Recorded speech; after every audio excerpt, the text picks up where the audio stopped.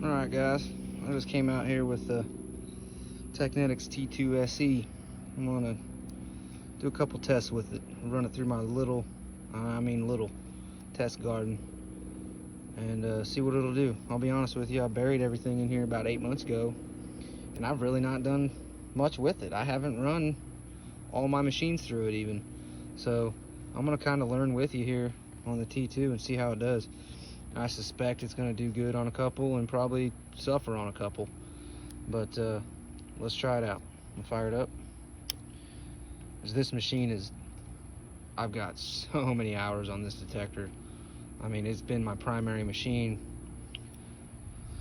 at least the past 3 seasons, and that's when I've really geared up my hunting. Is the past few years I've really started putting the hours in, you know, and this has been the machine I've done it with, and I have basically every coil for it that Teknetics makes, but this is my favorite stock coil. Ground balance seems about right. All I'm going to do, I'm going to run this up. I like to hunt about right here, and it might chatter. My AC running. I'm going to leave the disc alone.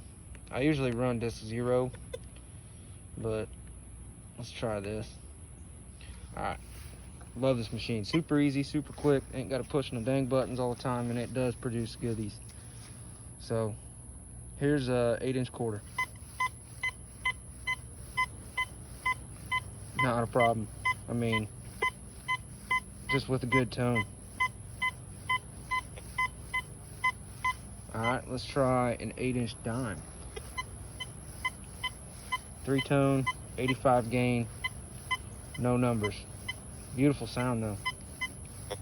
If you've used these machines a lot, any of them, the F70, the F75, the Patriot, this, the Omega, you would know that tone right there, buddy. You would know what that is. That's a deep coin. Getting a little EMI there. Alright, I've got a foot deep mini ball right here, and I predict it's going to be silent. Yeah, nothing. Let's try something here. Let's just do this.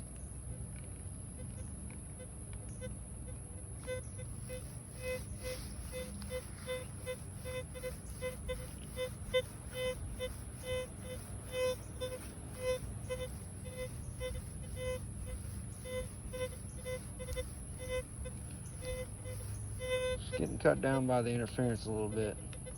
Let's go back to disc mode. Instead of 3-tone, let's leave it at 85 sensitivity and pop it into boost.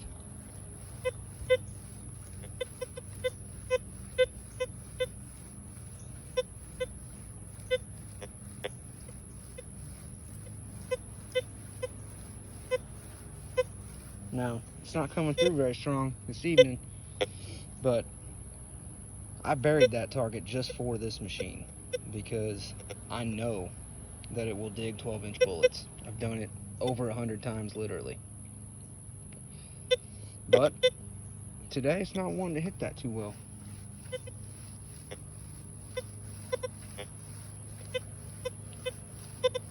Alright, I'm going to leave it in boost for this next target. And let's see if we can get an 11-inch silver dime here. That was not it. There's some trash there.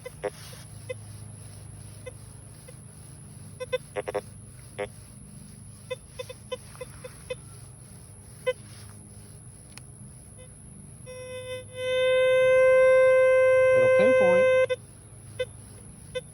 There it is. Nothing. Alright, let's go back to this bullet. Pinpoint.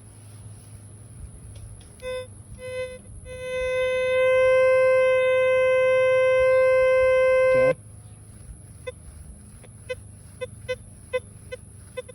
What if I go fast?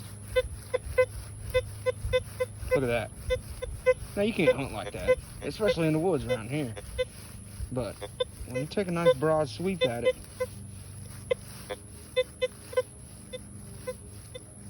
nope, still wouldn't dig it today. That bullet would go undug, boys. I would not dig that.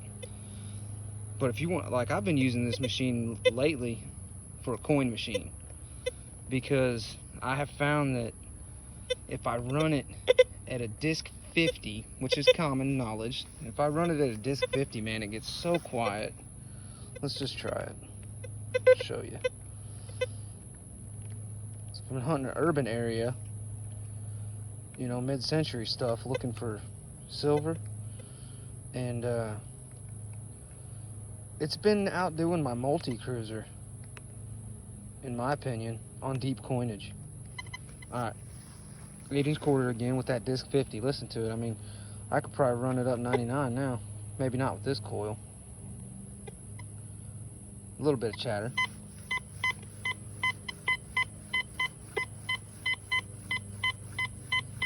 Banging out the 8-inch quarter. Listen to that 8-inch dime now. Still ain't gonna give you numbers. I think I might have to go to 4-tone to get the numbers.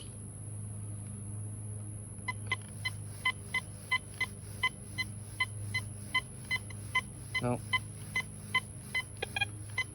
Got a very diggable target there, though. In the wild, it's only been a handful of times where I've got that signal without numbers. Almost always get a spit of an ID in the wild with a coin like that.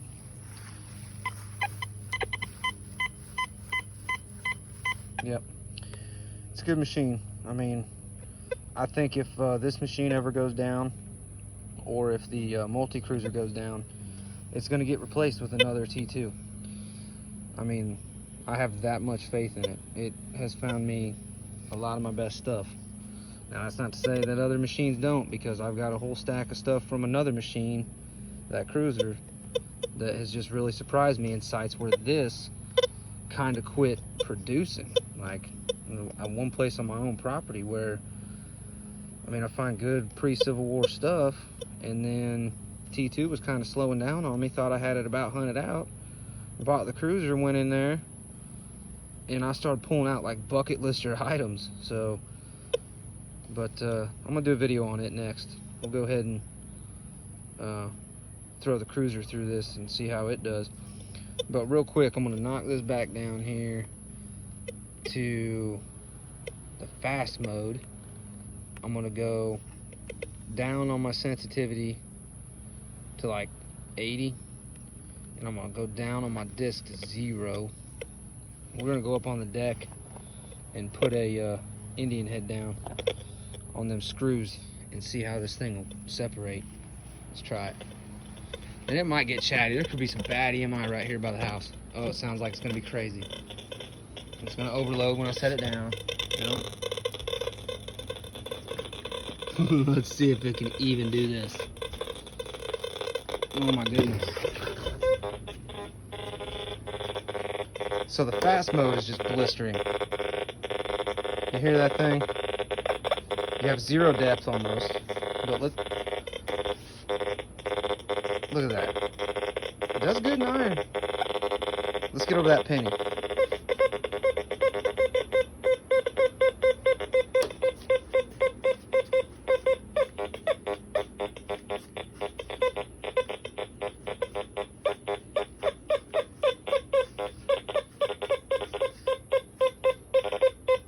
I'm about 2 to 3 inches over it. I'll raise it up. I'm about 5 inches over it now. I'm gonna lose it here. Typical on most machines. And it starts coming back. Once you get the axis of that coil right past the parallel mark.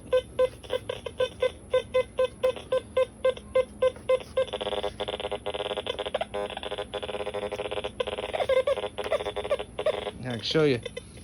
I have such bad interference right now. Usually it's not this bad.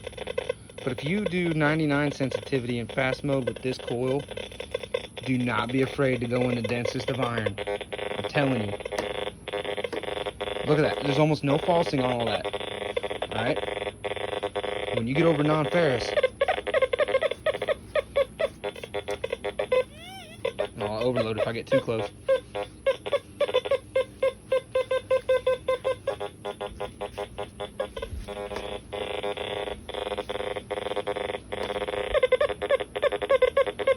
So yeah, this machine can do the iron, it can do the depth on coins, and other stuff too. It really is a pretty deep machine, and that's well known by now. The thing's been out for freaking over a decade. But there it is. I just thought I'd show you that. Yeah, FA mode has a bad issue with EMI. Should we try 2 Plus real quick? Everybody's old favorite.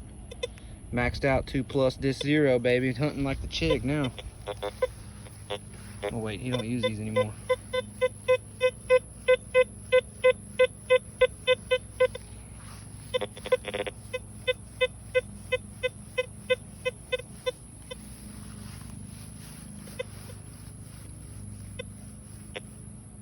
Alright, there it is. That's probably long enough, don't you think?